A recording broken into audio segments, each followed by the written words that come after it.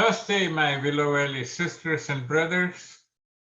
In India, Namaste is the way of greeting, which means I bow to the divinity within you. Since we are all children of God, the belief in India is that God resides in us. So when I do Namaste, I am bowing to the God within you. My name is Shah. My wife Anu and I have been here since January 2019. And we feel the same way that many others do, that why did not we come earlier? It's a wonderful place to be in Willow Valley. I want to thank Mary Ann Tregraser for suggesting a presentation on India in 2019. And I want to thank Kelly and Jen suggesting the same in early 2020. However, COVID stopped us. Willow Valley kept us safe, and now the time has come to give the presentation. Namaste was the easiest way to deal with COVID instead of shaking hands. As you see, many leaders adopted this way of greeting each other in a safe manner. Question: have you visited India? Some of you may have gone as a tourist, some may have gone in World War II, some may have gone on missionary work. I know Bob Nelson has been going there for 20 years for his missionary work. Ada Hallman has gone as a tourist. Richard Eitmiller had gone in World War II as part of the Army. I see several hands went up. Thank you. I'm not an expert on history like John Maeta is. I'm not an expert on India either. I spent 22 years in India and 54 years in the USA. I do go to India every year for the last 20 years for my guru's home for spiritual growth. Well, Indian civilization is more than 10,000 years old. And to talk about that in 90 minutes is a tough job, but I will try to do my best. At least, as I said, this is Incredible India, which is the slogan adopted by Indian government for the tourism. It's an Incredible India, a glimpse. So it is a glimpse in 90 minutes. I have divided the talk in 8 different topics. First, let me talk about the prehistoric civilization, the ancient civilization. About 400 miles north of Mumbai, they found about 700 rock shelter caves called Bhimbetka. They were discovered in 1957. It has been understood now through the analysis that they're 11,000 years old, these caves. Prehistoric civilization blossomed there because of a lot of water, the shelter under the rock, and abundance of the vegetables and also animals. This prehistoric man did the painting through the Old Stone Age, Middle Stone Age, and the Bronze Age, and each age the paintings did evolve. It expressed generally the fear, joy, community, celebration, etc. And they were on the ceiling of the shelter to avoid the damage by the water. They used manganese, hematite, which is iron oxide, wooden coal, soft redstone, and plant leaves to paint bright red, white, green, yellow, and shades of orange. In the Old Stone Age, mostly there were large linear representation of rhinoceros and bears. Middle Age, Stone Age showed smaller but human activities, while the Bronze Age showed pictures, paintings of agriculture, religious motifs, etc. In here, you can see a man running away from the horned boar, expressing the feeling of fear. Let me come down from 11,000 years ago to 7,000 years ago. This is 5,000 before Common Era. Bronze Age. Indus Valley Civilization. Indus was the name of the river, and possibly that is why India is called India based on the river name.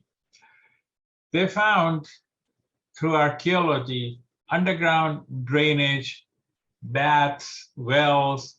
They used baked bricks, metallurgy, handicrafts, etc. As you can see on the left here, there were drainage pipes. They were 5 feet under and 3 feet across. It was made from bricks, smoothened and joined together seamlessly with expert masonry to keep them watertight. Drops at regular intervals like here acted like an automatic cleaning device. A wooden screen at the end of the drains held back solid waste. While liquid entered the cesspool made of radial bricks, through the tunnels, waste liquid went to the main channel connecting the dockyard with the tidal mouth of large river. The brick floor, as you can see in the next picture of the bathroom, they were seamlessly fitted as a flat paved bricks with small catchment for the drainage. And in one side, you can see the finely fitted bricks to protect the base of the wall. This possibly was a door to this private bath. They also, they found in archaeology, the bricked with the layer, a community bath. Looks like Willow Valley swimming pool. They also found public wells with platform and private wells. As you can see, this is like a public well with a platform for doing the chore, and the private wells also. In the 4,000 years ago, Mohenjo-daro, a civilization, they found something. But before I show what they found, do you recognize this? In 400 BCE, Theseus in the Greek mythology talked about this. Yes, it is the unicorn. A documented saying that they have seen unicorn in India. And very likely because in Mohenjo-daro civilization, when they did the archaeological dig, they found this motif, which were engraved seals on fired glazed soapstone. You can see the hoofed legs, bushy tail, slender body, the unicorn, and even a saddle. This was, along with many other such motifs and other symbols they found, were about 4,200 years ago. It was a very advanced civilization of Indus Valley. Indus Valley civilization emphasized learning. And they found a Taxila or Taxashila, depending on how you pronounce, university, which was founded about 2,700 years ago, and a Nalanda University, which was founded about 1,500 years ago. They both had about 10,000 students. They came from Syria, Greece, China, etc. Taxila University taught about 68 subjects, including Vedas, grammar, philosophy, astronomy, medicine, surgery, politics, archery, warfare, music, commerce. And in Nalanda University, they found 300 lecture halls, libraries, laboratories, observatories, and they deduced that there were 200 professors in residence. And Chinese pilgrims or Chinese students took about 1,000 Sanskrit books on Buddhism to China, which became the basis for East Asian Buddhism. Both are now UNESCO heritage site, and both were ruined. First one, Takshila, was ruined by Huns, and Nalanda was ruined by Turco-Mongol invaders. Let me talk a little bit about Hinduism, some basic tenet of that. A religion typically has a founder and a single scripture, like Prophet Muhammad and Quran. Hinduism has no single founder, nor does it have a single scripture. As a fact, it's basically codification of how to live, and it's codified in various scriptures. It's called Sanatan, which means forever, Dharma. Dharma means way of living. So Hinduism is considered to be Sanatan Dharma, a forever way of living. Its scriptures are many: Vedas, Upanishad, Gita, Ramayana, Mahabharata, etc. But the basic tenets of all of the scriptures are simple. Truth alone triumphs. Satyameva jayate. Eventually, truth wins. Victory of good over evil, light over darkness. No matter what, good will always prevail. Non-violence, ahimsa. This tenet was used by Mahatma Gandhi to have Britain leave India. Nelson Mandela to stop apartheid in South Africa. Martin Luther King for the Black movement. Other three tenets are karma and reincarnation. Karma means nothing but action. There is always a reaction to karma, which is an action. Some reactions happen right away. For example, when I do an action of breathing, the oxygen comes in the body, cells get the oxygen, and I remain alive. So action has been already completed with the reaction. Some action may take some time. For example, I work for 2 weeks or a month before I get the reward, which is the paycheck. So it's a delayed reaction. While some action may not get the reward, not in this life, it may happen in next life. So Hinduism believes in reincarnation. You keep coming back until you evolve worthy of being merged with thee. So reincarnation is a basic tenet that all the good deeds or bad deeds that you did, you will get the fruit of it. It may not happen in this life, you may have to come back, but eventually you will merge with thee if you have evolved to the worthiness. It also emphasizes celebration of life. It believes in life to be enjoyed. And you will see when I show some festivals that they are full of colors, music, and dance, which is the celebration of life.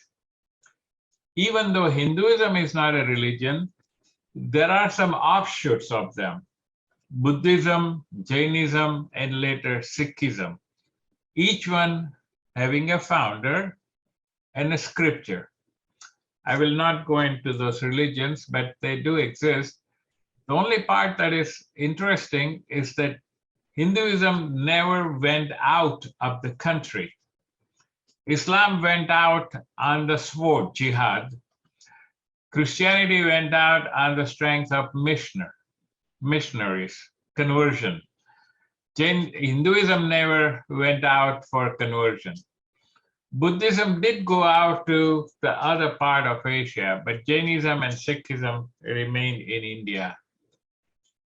Let me go now to the foreign invasions and arrivals in India. There have been quite a few invasions and quite a few arrivals. Some of them a good arrival. I'll share that. But before I do that, I want to talk about some economics, why people came to invade India.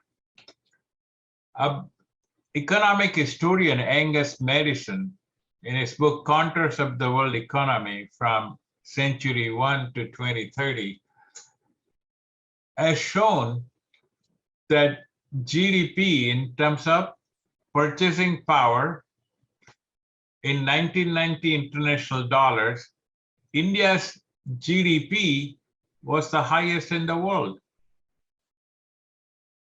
Even around 1000 year, 11th century, the GDP, 28% of the world's GDP in purchasing power parity was in India.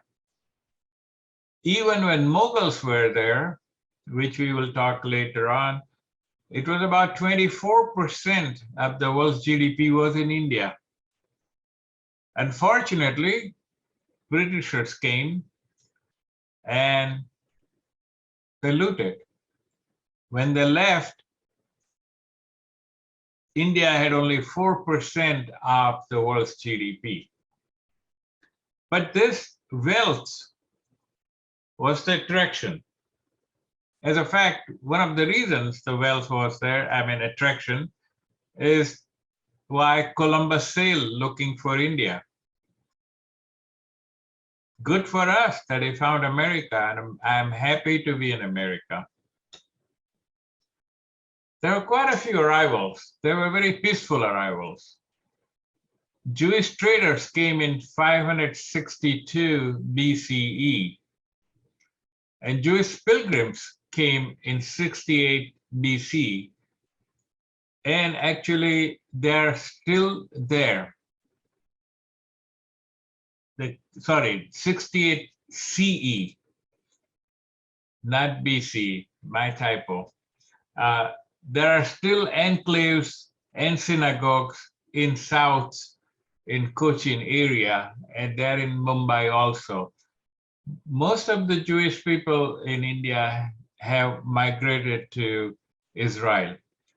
There are still some tribes in northeast area of India where they're considered to be the part of the 10 lost tribes of Israel. These people who came in 68 CE, they came after the destruction of the Second Temple by King Solomon. Christianity. Saint Thomas was a Jew, practicing Jew from Galilee, with a mission by his mentor to spread his teaching to Jews and Gentiles. He came to India with Jewish traders called Abanus, came to Taxila, to the king Godaferes, and he stayed there for 20 years. In his honor, Indian government published a stamp also. Another peaceful arrival was of Zoroastrians, which are Parsis from Persia. They came in 8th century. It's still a minority in India, very peaceful and very prosperous, very important Parsi community. Unfortunately, these were good, peaceful arrivals, but there were invasions for the wealth. Persian ruler, Cyrus the Great and his son Darius the Great invaded India, but they were defeated. Even Alexander the Great came in 325 BCE, but was defeated. Unfortunately, the later part of the invasions were not that easy. Mostly Arab, Turkic, Persian, Afghani, Mongol, etc. came to India. They came with two motives: loot India wealth and convert to Islam. Timur, out of all on the right was worst of all. He was Genghis Khan descendant. He did what Alexander and Genghis Khan could not do. He killed 17 million people, about 5% of the world's population at that time.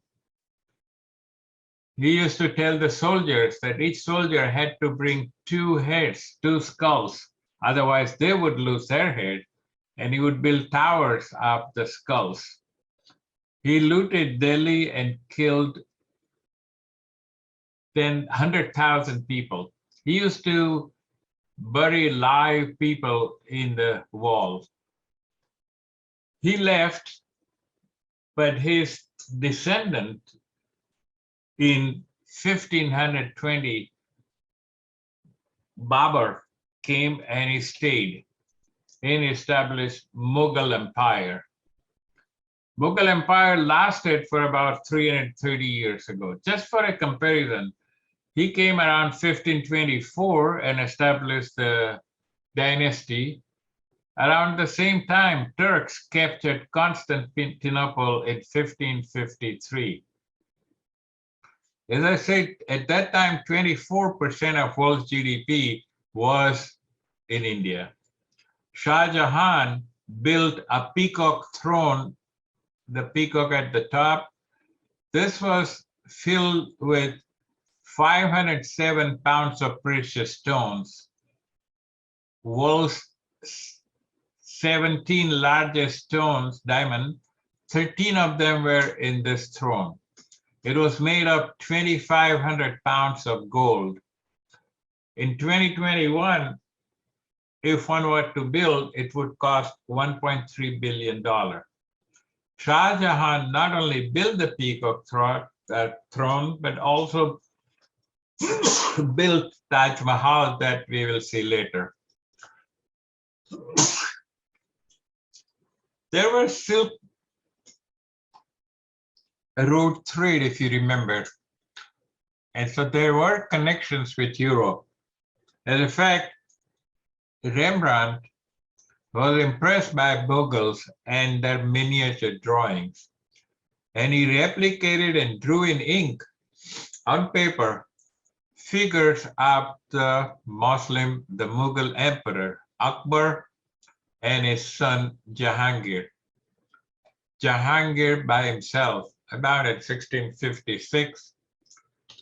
He also drew Shah Jahan with his son, and that son Aurangzeb when he was in 30s, and Rembrandt was in 49.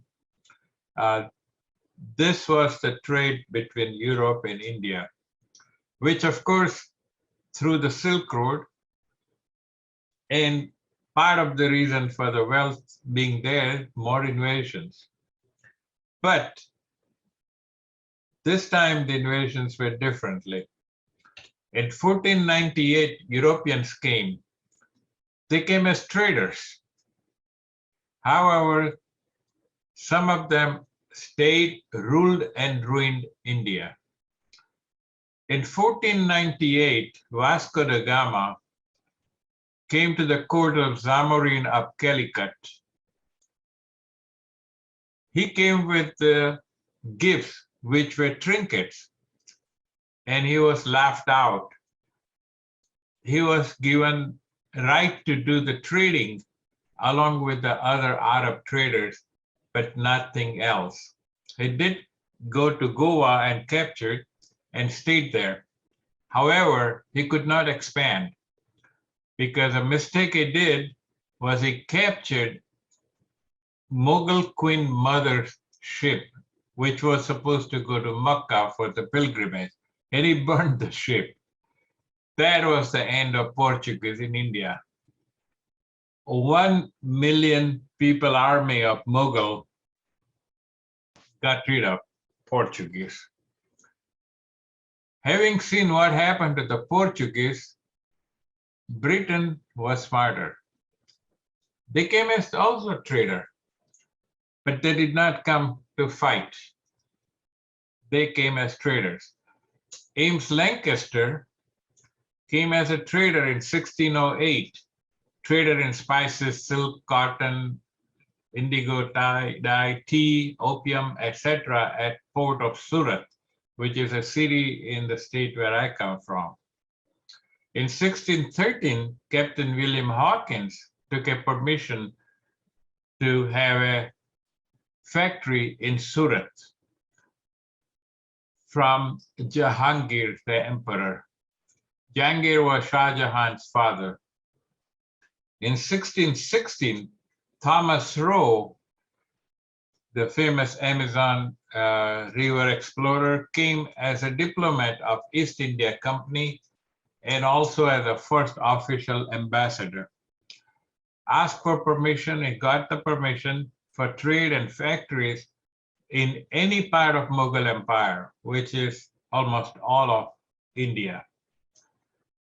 By the way, there is a connection between India and USA independence also. In 18th century, India and Union both were fighting the British. Mysore King Hyder Ali was winning. And in 1782, even though Cornwallis had already surrendered to George Washington, the treaty was not signed yet. So British ships were still creating problems for the shipping. Pennsylvania bought a little small sloop, a single-mast ship, equipped with the 16 6-pounder guns to help protect the American vessels. And they named it as Hyder Ali. Hyder Ali was the Mysore king in India who was winning against British. And he won the battle. The British ships came, actually the British ship General Monk, which was a captured ship General Washington. And Barney did a smart thing. He let them come in all the way to the range, and then he ordered saying, turn to the port side loudly. So therefore, the General Monk also did, but he had ordered in such a way saying contrary order. So as soon as the General Monk turned, he turned shipboard and touched each other, hand-to-hand fighting, win the battle in 20 minutes or so, and brought the ship to the Delaware Gap. So there is a connection between USA and India. However, unfortunately, Cornwallis, though defeated here, he came to India and he won the battles there. Bad for India. Finally, in 1947, India got independence from Britain. As I said, British rule ruined India's wealth 25% to 4% of world's GDP. Britain used Indian army of 1.4 million in World War I, 74,000 died. Also in World War II, used 2.4 million people in the Indian army, 87,000 died. Churchill took all the rice from Bengal to feed the British soldiers, and 5 million people in Bengal famine died or starved. As they left, they did a nasty things. They divided the country in two parts, India and Pakistan. Huge migration took place and many, many deaths. And the worst of all, they created crisis. There were 580 princely states. They told them, you can choose India, Pakistan, or be independent.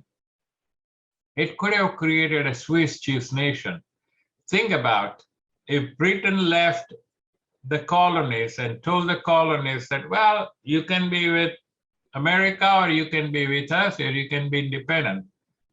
If that was the case, and if Pennsylvania chose to be with Britain, imagine that there's a hole in all of America at that time, one colony being part of Britain. So here it would have been part of Pakistan, and one one state tried that. Right in the middle of the country, they said it was ruled by Muslim king called Nizam, and he said he will go with Pakistan. Sardar Vallabhbhai Patel, he took the credit to unify all of the states to create truly a Republic of India. Without him, it would not have been today's India. And in his honor, world's largest, tallest statue has been built in Gujarat. It is 2 times taller than Statue of Liberty. 250 engineers worked on it, 3,000 workers worked on it. 7.4 million cubic feet of cement and concrete was used. 14 million pounds of structural steel, 4 million pounds of bronze cladding. And it is designed to withhold 110 miles per hour wind, 790 feet tall, and it can withstand up to 6.5 Richter scale. Interestingly, it was a public and private joint venture costing $437 million. In India, it is mandatory for the corporations of certain size to give money to the public works as part of their tax code. So a lot of corporation and individual participated in this joint partnership. Let me switch gears now, and let me talk about major festivals. As I said, festivals are very central to India. Festivals are full of color, music, and dance. It is the emphasis on celebration of life. Let me share a few of them. The first one I'm gonna talk about is kite flying, my favorite. Holi and Diwali. There are many, but Durga Puja, etc. Let me share a few. The kite flying is very important, particularly in the part of the country where I come from, Gujarat, in the city called Ahmedabad. You can see 1 million kites flying in the sky. It's just wonderful to be there to see all that. As a child, I really looked forward to it. There's a wonderful kite museum, including showing Benjamin Franklin's kite. Some 60 countries come from 70 countries all over the world to fly their kites of all kinds and shapes. It's just marvelous to be there. It also has a reason to be there. It is always on 14th of January, which is when sun moves to Capricorn. Winter starts to change to spring.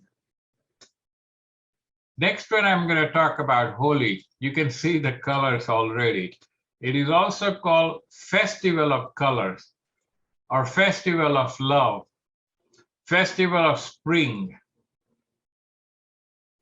It signifies the triumph for good over evil.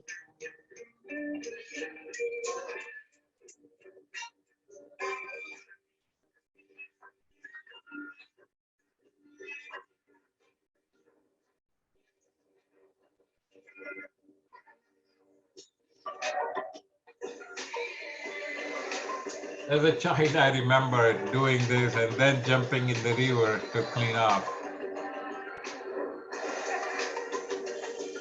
Holi is celebrated in Hare Krishna temples in US also.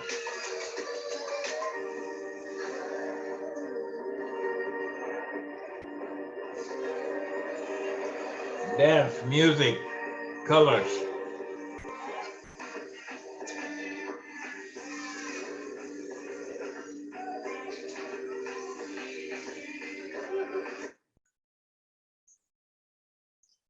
Let me switch to another which is very famous and particularly in Bengal.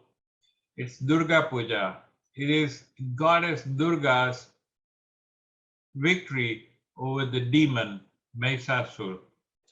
Tall statues are made, prayers go on for several days, and eventually the idol is immersed into the ocean. It is also celebration of victory of good over evil by Lord Rama.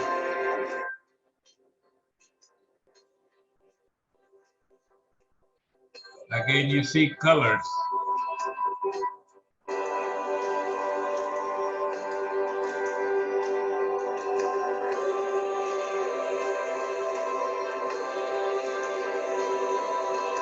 Celebration.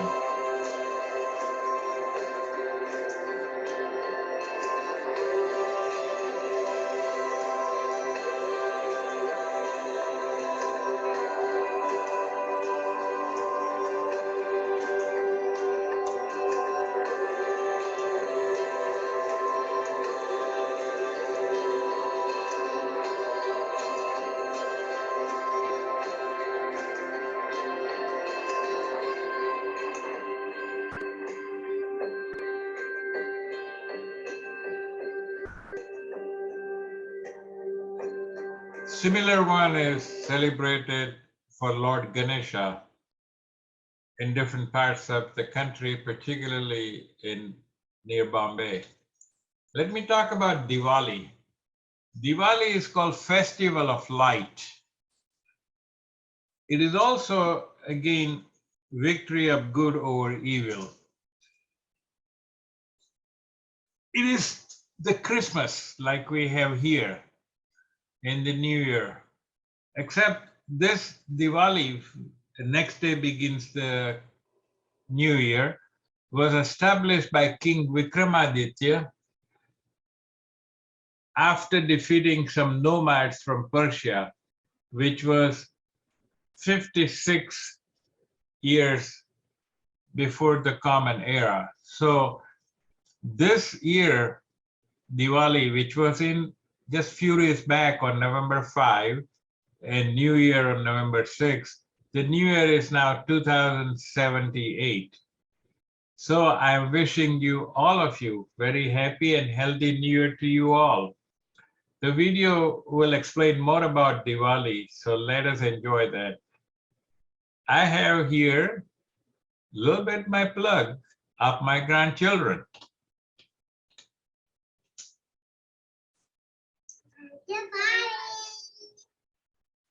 Happy Diwali. So what is Diwali? Well, let me explain. Diwali or Deepavali is the Hindu festival of light, and it's celebrated on the night of the new moon preceding the Hindu month of Kartika. Now, because it is a lunar holiday, the date changes. It ranges from late October to mid-November. And it is the largest celebration in India, and generally it signifies victory of good over evil, of knowledge over ignorance, and hope over despair.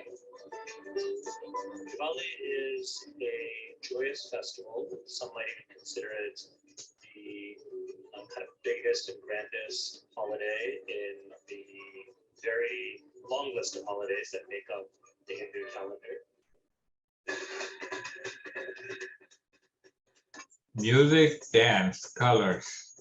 The festival is celebrated in an Orthodox fashion over 5 days, but most Hindus are focused on the day of Lakshmi Puja, and Lakshmi Puja is the 3rd day. Celebrating Diwali really varies quite a bit from region to region, from denominational or theological tradition to tradition, even family to family. I sometimes like to say, if you get 3 Hindus together, you'll have at least 5 different ways of celebrating Diwali. And what people will do is they will host worship services at their homes, or they'll go to the temples, and then they will distribute sweets with their friends, with their neighbors, with their office colleagues. Diwali in particular is a celebration that is very much about open doors and open minds and open hearts. They're establishing friendships. They're, in fact, thinking about the sweetness of life and letting any bygones be bygones, but let loose any of the bitterness that may have existed or any misgivings. So it's a very communal celebration, and it's full of joy. They light fireworks. there is an extension and an invitation to our non-Hindu neighbors to join in the celebration, to join in the fun, but also to join in the opportunity for spiritual reflection. And Diwali derives its name from the clay oiling called the diya. The diyas are handcrafted little cups. They have a flattened rim, and they're decorated in bright colors, and they're filled with oil. And in India, families would place these diyas in rows along their foundations or on their balconies. Light becomes a really central theme. I remember as a child And putting specifically this the triumph about of light over darkness. almost 300 Many lamps on the traditions balcony. have festivals of light where that involve light during these darker, colder months in the northern hemisphere. And Diwali is one of those. In a way, it's a reminder that we will make it through these dark times. We can come together and we can bring the light within ourselves to each other, to bring joy to each other in the community. So we wish each other Shubh Diwali, which means may this coming together of light be auspicious. May Diwali be a time of sweetness and friendship, well-being and prosperity. May the diyas you light within and around your home nourish your own inner flame, so that you may be a source of joy, radiance, and knowledge in this world. Happy Diwali. Ah, they're cute. So far, I talked about ancient civilization and basic tenet of Hinduism. Talked about foreign invasions and arrivals in India. I talked major festivals, a little bit of the culture. Now let me switch the gears to talk about some of the Indian monuments. Obviously, with such a long civilization, there are lots of temples, museums, and palaces. There were 584 or so princely states before the partition of India. So easily 500 plus palaces of various sizes and splendors are there. We can spend many hours to talk about different palaces. Most of them, if not all, have been converted into luxury hotels to pay taxes after the free levy that was given by the Indian government is gone. I'll show you some important temples and some palaces, just a glimpse, as I mentioned earlier. Let me start first with Ellora Caves. They're about 2,800 years ago, about 34 caves cut from volcanic rock.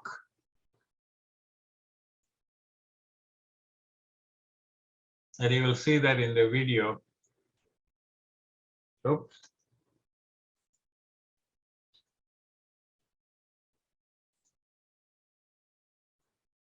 They are carved from the top to the bottom rather than built from bottom to top.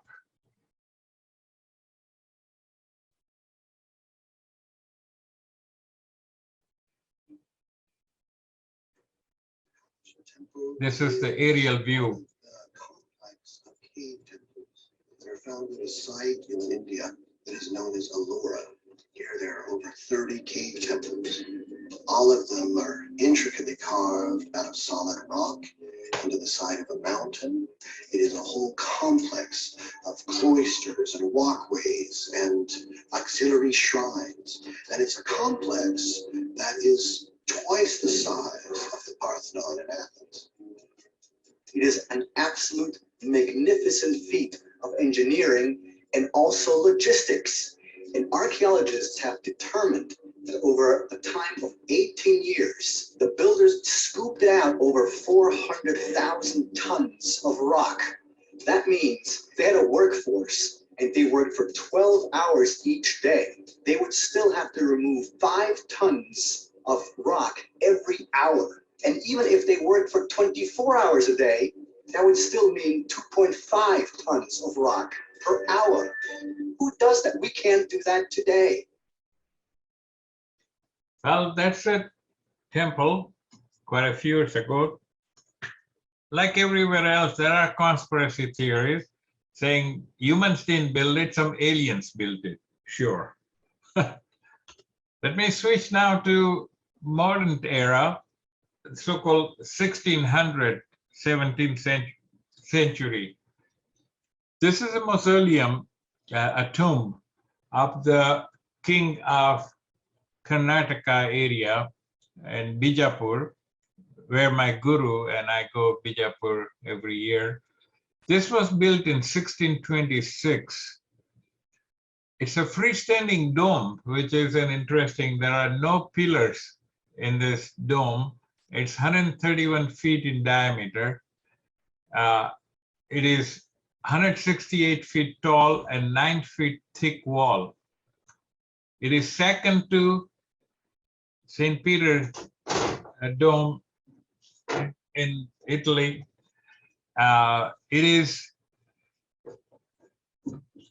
It has a whispering gallery. It has a whispering gallery, which is acoustical wonder of the world. And I'll show you a movie of that. By the way, in same time, 1626, September, Dutch bought Manhattan Island. Now it was called New Amsterdam for $24. Same year, St. Peter's Basilica was also completed. Though St. Peter's Basilica has larger height, it does not have the acoustical gallery that I'm going to show you in a minute. This is the whispering gallery. You can stand any part of the corner here and you whisper very softly, hello. It will make echoes anywhere from 7 to 10 times for 20 seconds. There is a cathedral about 650 years old in Gloucester. It does do similar thing, but not in a dome-like structure. It's linear, and it lasts only for a few and about 8 seconds. Let me show you the movie of it.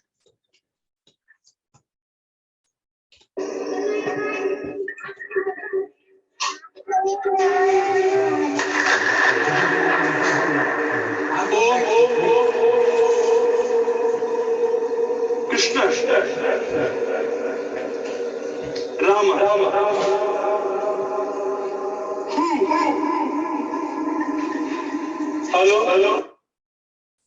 It's an amazing place to be, to observe this. It's fantastic. It's Britishers and others tried to figure out how they did it. Nobody has found the acoustic way to do it. Do you know where this is? Some of you who have gone to India may recognize or have seen something about India. These were originally in the decorations of the walls and the floors built with diamonds and semi-precious stones like lapis lazuli and so on. And they have found that these flowers and plants are about 46 different types of plants and flowers. Yes, it is where? Where it is in Taj Mahal.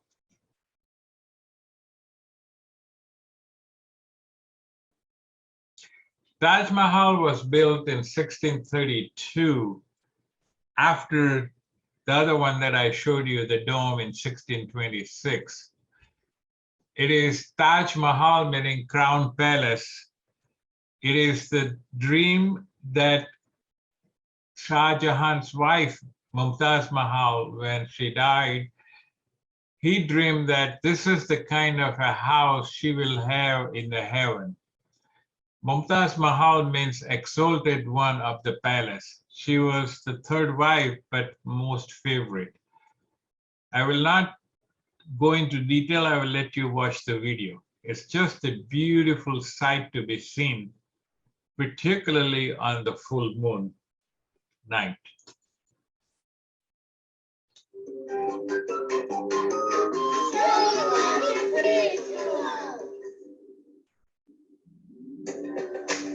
Renowned worldwide for its beauty and symmetry, the Taj Mahal is the most famous landmark in India.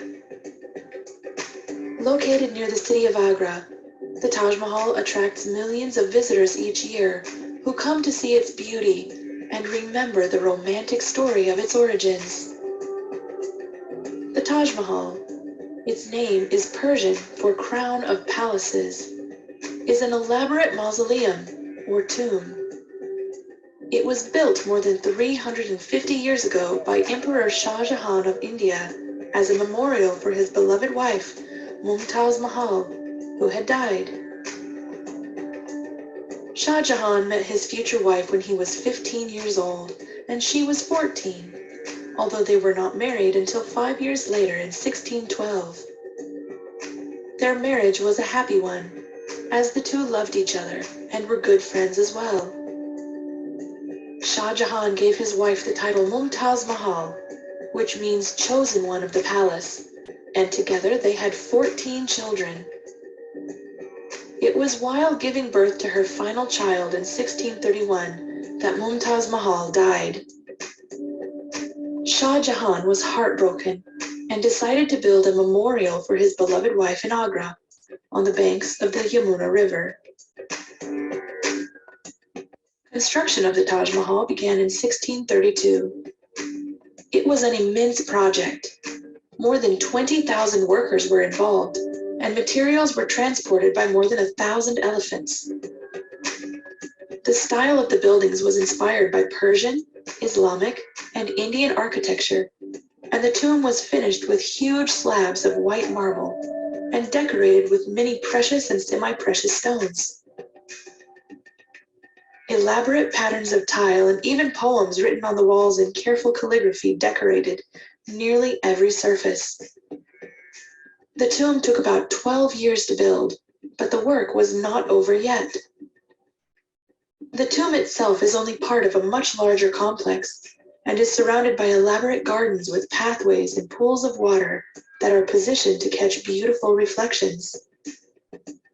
There are also minarets, a mosque, and a gateway. Construction of the rest of the complex took an additional 10 years, meaning that the entire project took 22 years to build. The cost is estimated to have been 32 million Indian rupees, an equivalent of about 827 million US dollars today.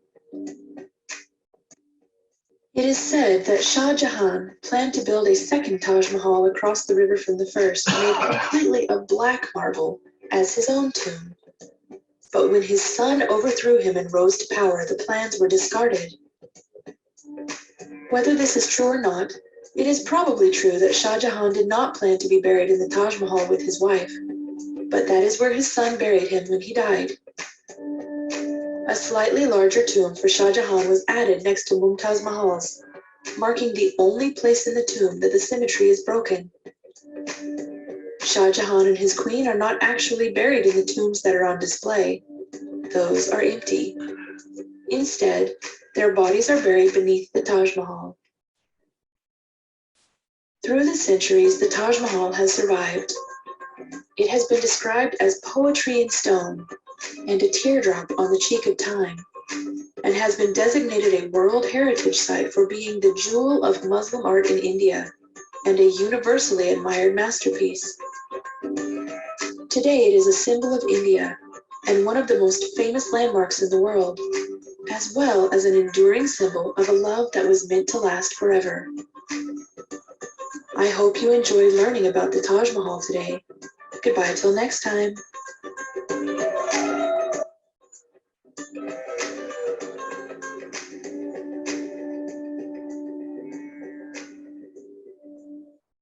Enduring symbol of love.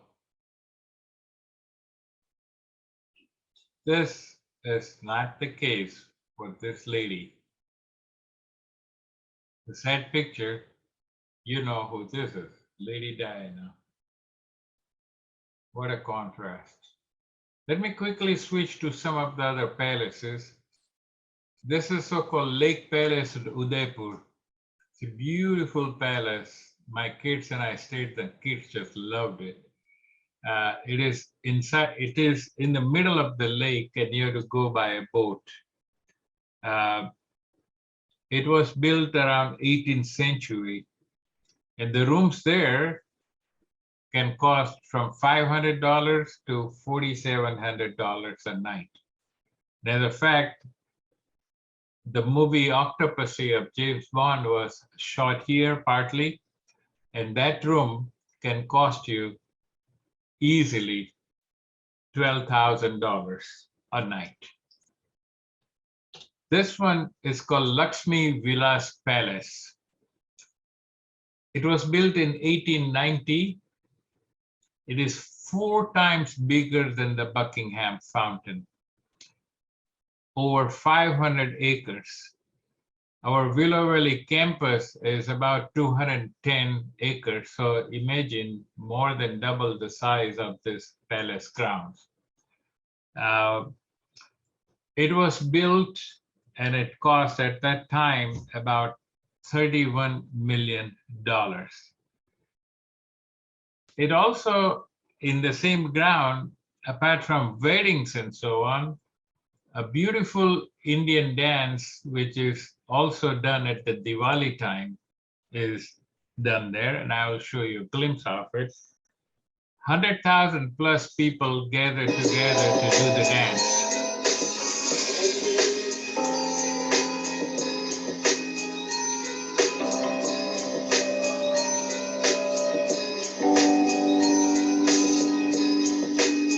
That looks like some wedding place arrangement for weddings.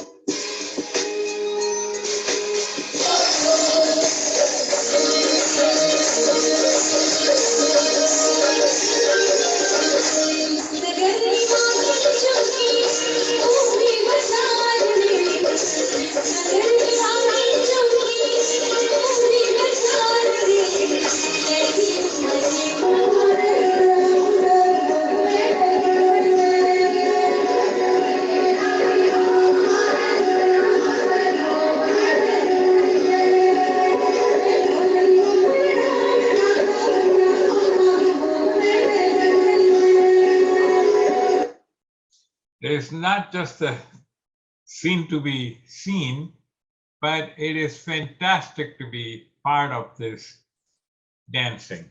One of my favorite part of the Diwali festival. Another palace called Mysore Palace. This is in South. It was built in 1897. The dynasty is still there, of course, titular, because government of India took over all the states. The current king studied economics at Boston University. I think 28 years old or so. And you will see this along with Taj when I talk about the train ride. And you will see a gold toy train in the video, which is in this palace. It used to bring the tea on the long table for the Maharaja. This is a beautiful golden temple of the Sikh religion. Sikhs are the one, as you have seen, wearing turban. Unfortunately, after the 9/11, they were mistaken to be a Muslim, and there were terrorism on their temples here. As a fact, in 2012, Wisconsin Temple of Sikh, there was terrorism, and President Obama had ordered flags to be flown half-mast. The total population of Sikh is very small, about 21 million in India out of 1.4 billion. But the army is, large percentage of army as Sikh. They are very ferocious warrior, and yet they are the most generous. In the time of, if you go to any of the temples, they will insist you take the free food.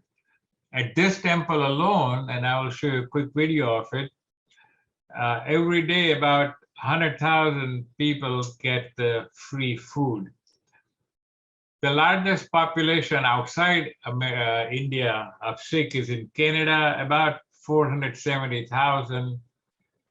United Kingdom has about 342,000, and in US it's about 250,000. Very generous people and ferocious warriors as well.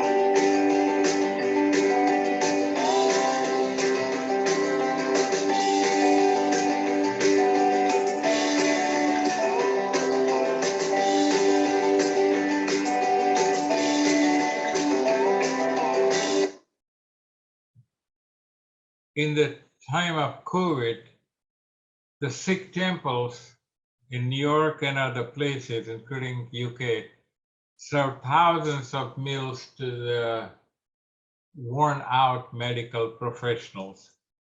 The first Indian-born immigrant who became a congressman was a Sikh in 1956 in California.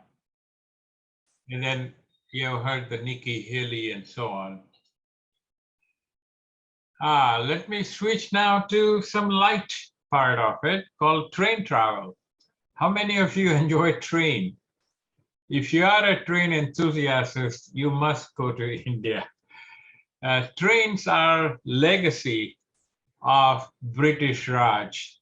They left two good things: English, which allowed Indians to compete in the world, and the train, which allowed the cheap transport for Indians to go across the country. This is the Fairy Queen. It's still around from 1855, still in service. Indian Railways carry 8 billion passengers every year. Out of that, 4.3 billion are suburban passengers. To show you the comparison, New York subway carries 640 million. London Underground, 296 million. Chicago, 226 million. The Indian Railways in the intercity travel has about 3.7 billion. Amtrak carries 31 million. It carries 1 billion metric ton of freight every year. It's a humongous task. It's third in the world. Of course, Russia and China being the wide country, they have the largest tracks. It has 1.4 million staff. It manufactures and exports locomotives and carriages to Africa and other Asian countries.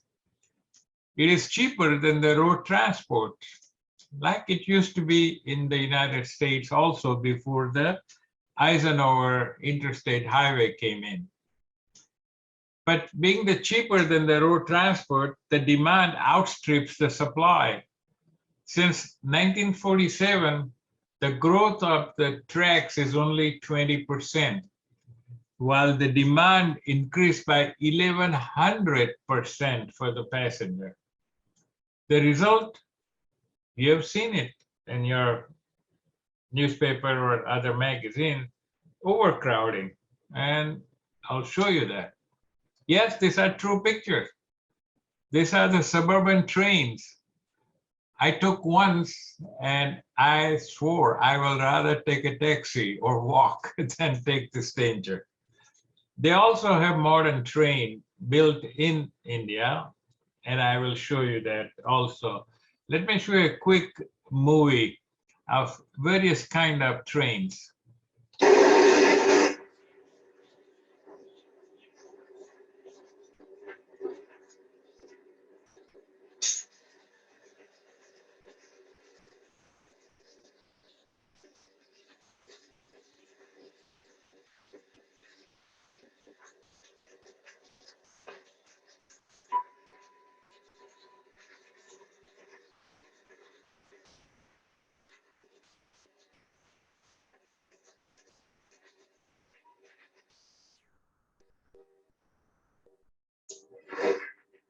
This is the new modern train manufactured in India.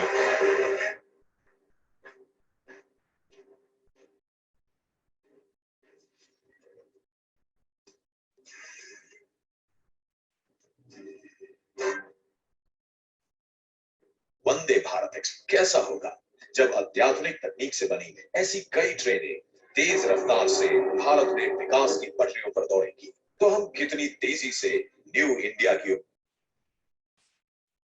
I would love to be on the front of that little toy train steam engine. In old days, Maharajas, kings used to have their own carriages,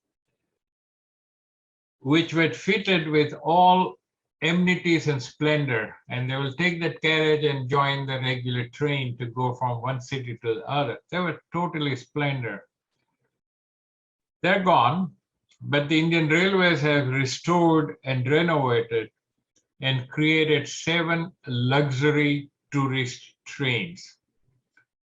Palace on the Wheels is the oldest. The one that you are seeing here is the train called Palace on Wheels. And fittingly, it is truly Palace on the Wheel. The most expensive is the Maharajas Express that I will show you in the next video. It is a fun thing to be inside the train and see India in the safe and luxurious way. Let me show you the video of that.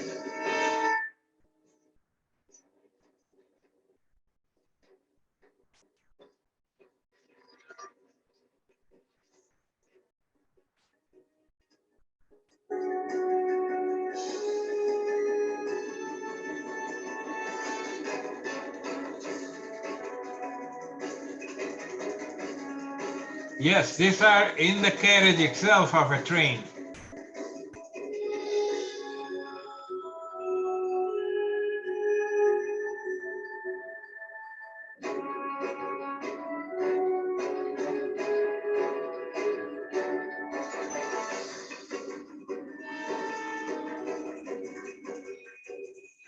You go to different parts of the country as a tourist.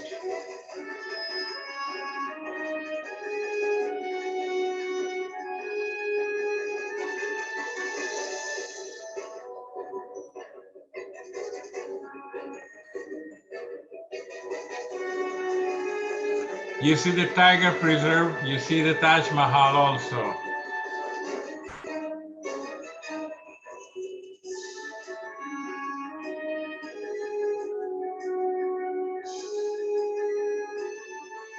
This is the Mysore Palace.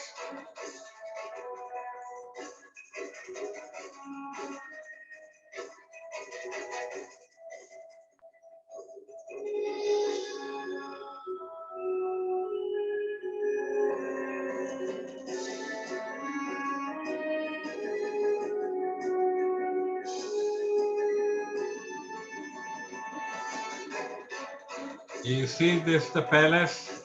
This is the train I talked about.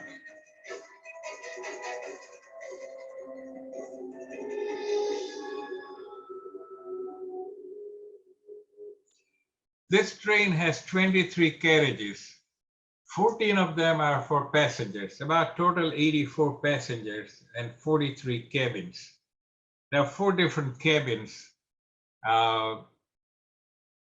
The top of the line, of course, has more luxury with a tub bath, direct dial phone, etc., with their own sitting area, 2-bedroom rather than 1 bedroom. It's about 6 nights and 7 days or so. Does it cost? Yes, it does cost. But let me remind you, almost all of you have heard the Orient Express. How much would it cost you to take a ride for 5 nights, not 6 nights, but 5 nights, and out of which 3 nights you stay in a hotel in the city, on Orient Express? If you take that per passenger, the cost in 2022 is anywhere from 21,000 per passenger to 70,000. Yes, you can take that and have a nice hole in your pocket, or you take the luxury train, Maharaja's Express, which costs anywhere from 6,000 to 24,000 versus 70,000. It's 70% cheaper. Extra night and splendor of India, including Taj Mahal. It should be number 1 on your bucket list. But wait, as they say in the TV, that's not all, folks. If you book it before March 2022, you can get 50% off for the second person.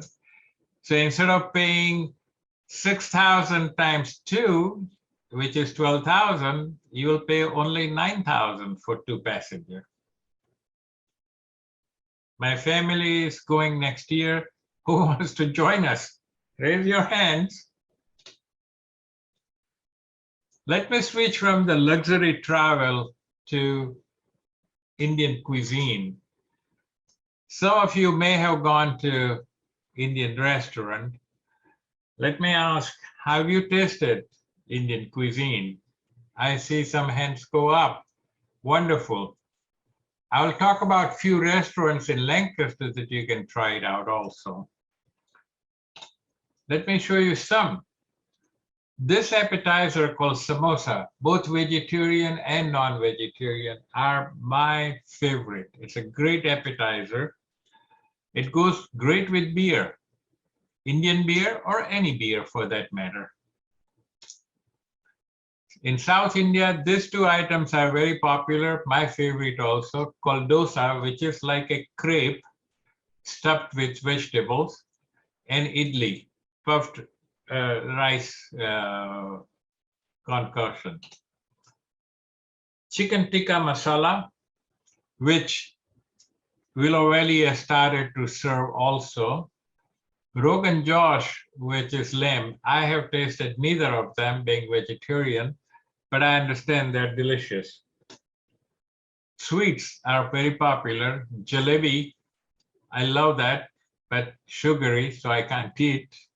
And Rasagulla, which is from Bengal side. Bengal has, near being the coast, just like the south part of India, they have a lot of fish curries, and they're delicious also. I don't eat fish, so I can't tell you, but people say they're good. There are 4 Indian food restaurants in Lancaster. Himalayan is well known. Taj Mahal is another one. Upahar, and then Namaste. Himalayan is closed for next 2 months. They have gone to Nepal to celebrate Diwali. Taj Mahal is open. Upahar is closed with the COVID. Namaste is open. As a fact, the owners of Namaste have been very kind to give us raffle tickets to lucky 4 winners. So at the end of the presentation, you will get the raffle if you're a winner. Go enjoy the food at Namaste. There's also a grocery store, Everest Grocery on Columbia. It has a good selection of fresh vegetables, Indian grocery, and spices. Worth visiting. Yes, you can get the samosas and other delicacies, including the jalebis also there. I started with the ancient India, talk a little bit about the culture, different travel, different monuments, different food. Now let me talk about the modern India. What is it today rather than in old days? India is world's largest democracy. It is very complex but beautiful mosaic of cultures, religions, food, languages, festivals, politics, and more. There are not just 2 political parties, there are many political parties. If you remember at Kennedy's time, John Kenneth Galbraith was the ambassador to India, and he stated this: India is a functioning anarchy. Yes, let me repeat. India is a functioning, the focus is on functioning anarchy. And you can imagine why. If you took the world's population and try to put those population countries into the Indian population, you will fit entire United States population in just 2 states in India. This is about 11 or 13 countries' population in India. So you can imagine the complexity. But that's not all. Languages are many also. There are about 22 official languages plus all the dialects. Try to think about this as Europe. We are going from one country to the other country, and both countries have different culture, different language, different festivals, different food. Same thing is in India also. But it still is one country. So you can imagine how difficult it can be, and yet how wonderful it can be to enjoy such a mosaic. Let me give you some facts from CIA World Fact Book. India is a federal parliamentary republic. The chief of the state is called President of India, which is titular, just like Queen of England. The power is in the parliament. There are 245 in the upper house, like our Senate, and 545 in the lower house. There are 28 states and union territories, about 8. Population is 1.4 billion. 35% is in the urban area. So it is crowded in the urban area.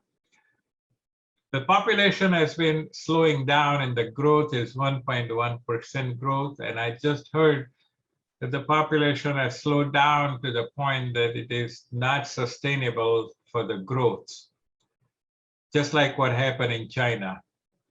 Its GDP is 6th in the world, $2.3 trillion, and its purchasing power GDP is 3rd in the world, 9.4 trillion.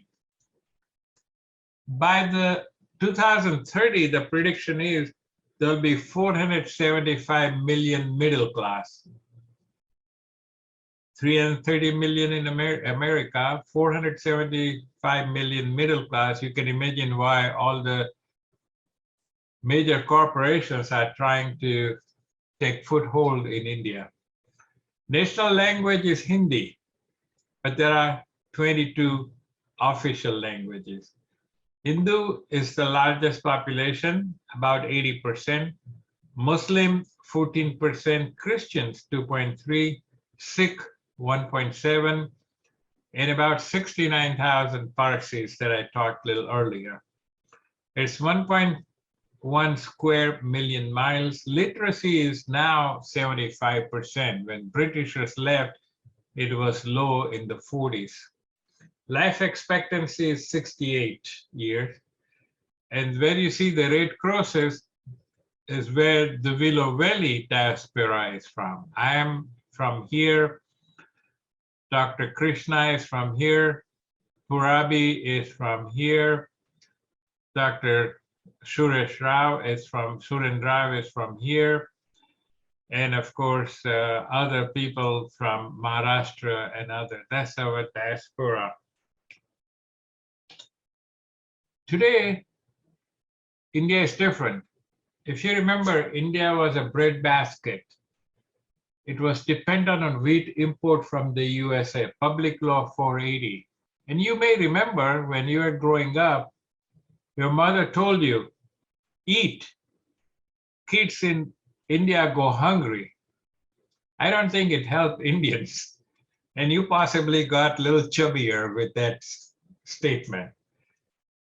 In 1991, it had a crisis. Foreign reserve, which you have to import anything, was only 1.5 million, which is nothing. You can't get oil for the cars or factories. It had to ship the gold. It had to ship gold to Switzerland to shore up the foreign reserve. Today is different. It is the fourth largest foreign reserve of 640 billion. It exports wheat and rice.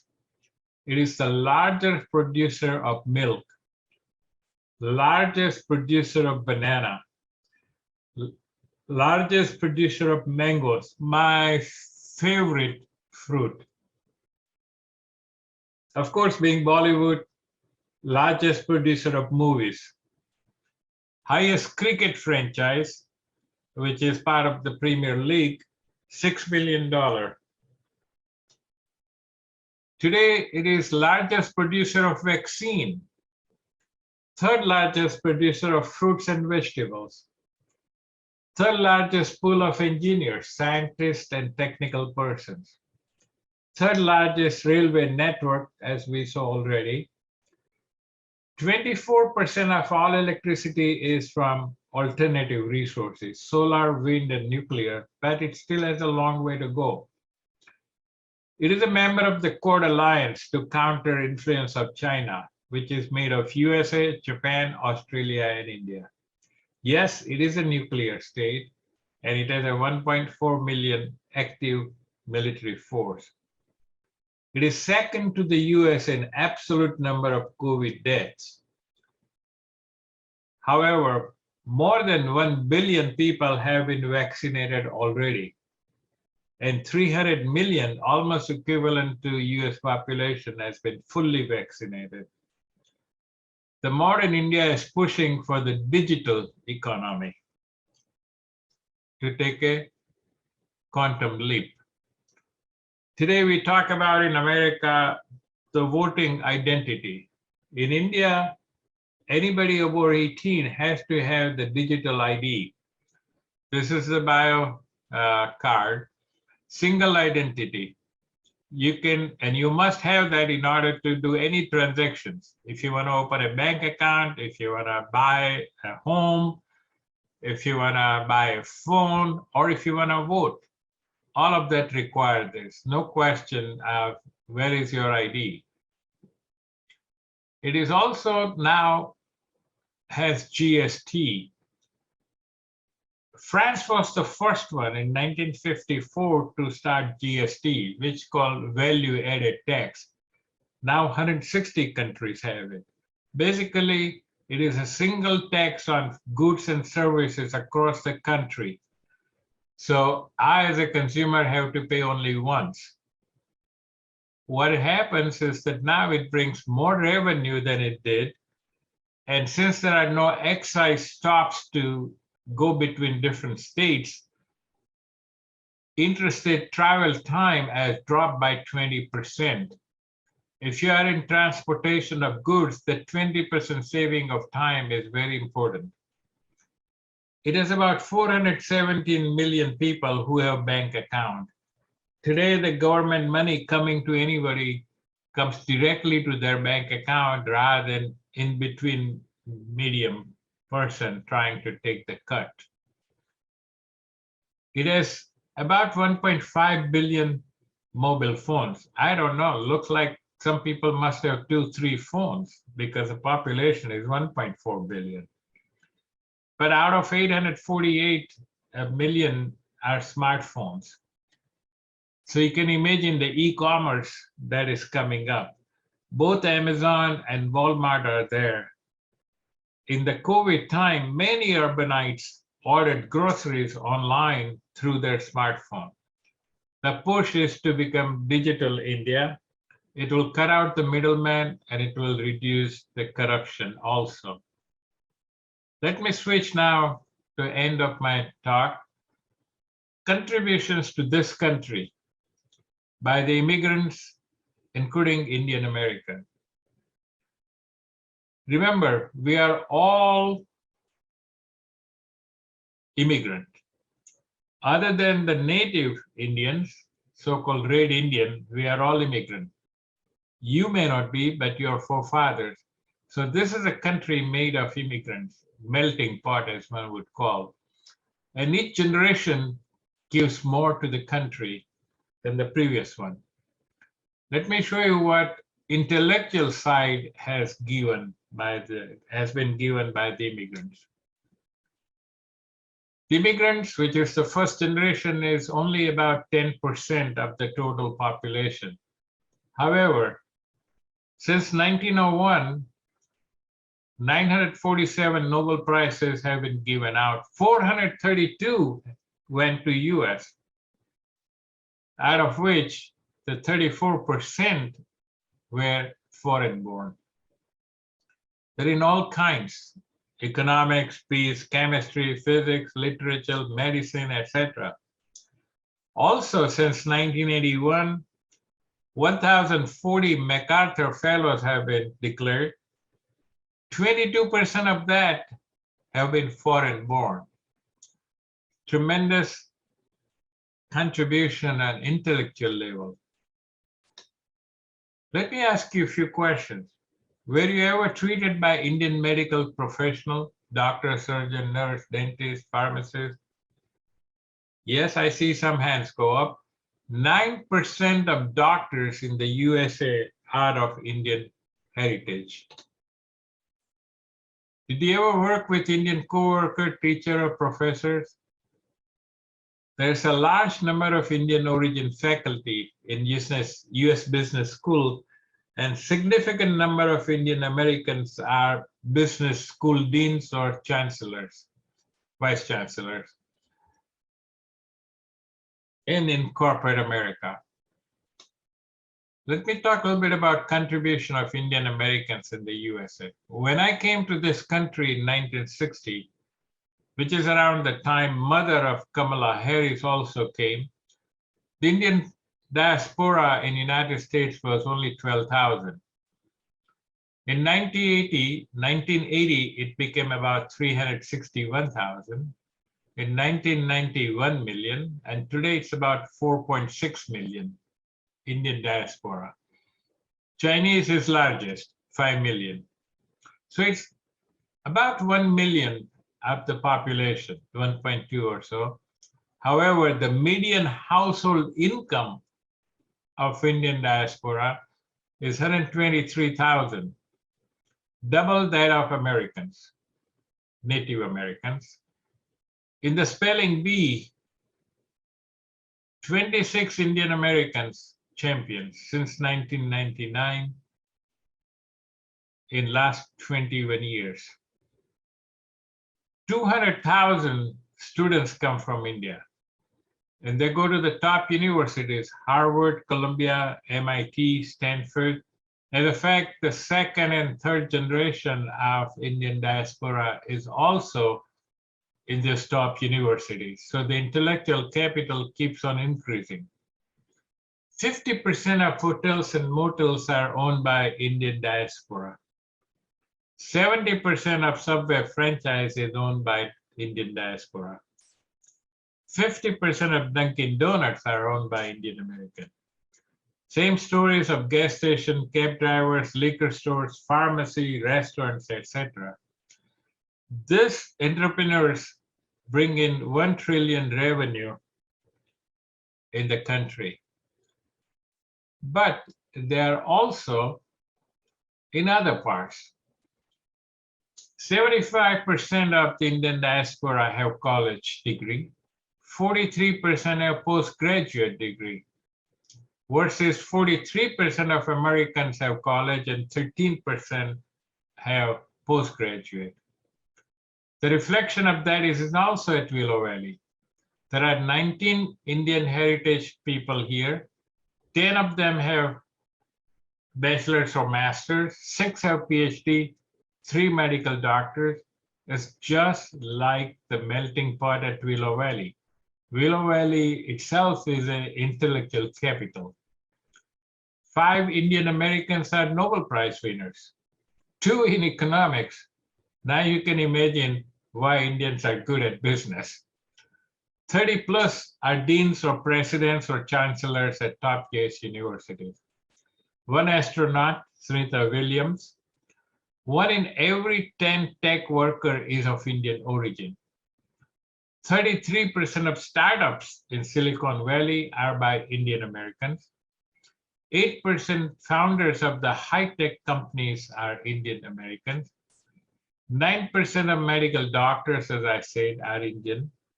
69% work in management, business, science, and arts, and 28% work in STEM area. There have been 10 Nobel laureates. The first 5 on this chart were in India. The last 5 are foreign-born in America who won the Nobel Prize. You know these names. I bet you either you have a direct or indirect investment in the shares of these companies. This Fortune 500 bring in 1.3 trillion revenue. And the C-level management are Indian Americans. Some of the names you already know. Sundar Pichai, Alphabet, Google. Indra Nooyi, who retired from Pepsi. Narayan, Adobe. Satya Nadella of Microsoft. Krishnan of IBM. Banga of MasterCard, and so on. They're also now in public service, starting with Bobby Jindal of Louisiana governor, Nikki Haley as governor and United Nations ambassador, Kamala Harris, the first congressman and mayor of Hoboken. You can see Tulsi Gabbard, Ron Khanna, Jayapal, all the Congress and the senators, Ashish Shah, Vivek Murthy, Surgeon General. You know this guy, Sanjay, Dr. Gupta, Zubin Mehta, Farid Zakaria, and so on. They're all in the public life. In other words, immigrants, including Indian Americans, have been contributing to the United States. And if you don't believe my word, I want you to hear President Reagan. His last speech. Since this is the last speech that I will give as president, I think it's fitting to leave one final thought, an observation about a country which I love. It was stated best in a letter I received not long ago. A man wrote me and said, "You can go to live in France, but you cannot become a Frenchman. You can go to live in Germany or Turkey or Japan, but you cannot become a German, a Turk, or Japanese. But anyone from any corner of the earth can come to live in America and become an American." Yes, the torch of Lady Liberty symbolizes our freedom and represents our heritage, the compact with our parents, our grandparents, and our ancestors. It is that lady who gives us our great and special place in the world. For it's the great life force of each generation of new Americans that guarantees that America's triumph shall continue unsurpassed into the next century and beyond. Other countries may seek to compete with us, but in one vital area, as a beacon of freedom and opportunity that draws the people of the world, no country on earth comes close. This, I believe, is one of the most important sources of America's greatness. We lead the world because, unique among nations, we draw our people, our strength, from every country and every corner of the world. By doing so, we continuously renew and enrich our nation. While other countries cling to the stale past, here in America, we breathe life into dreams, we create the future, and the world follows us into tomorrow. Thanks to each wave of new arrivals to this land of opportunity, we're a nation forever young, forever bursting with energy and new ideas, and always on the cutting edge, always leading the world to the next frontier.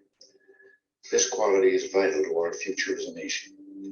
If we ever close the door to new Americans, our leadership in the world will soon be lost.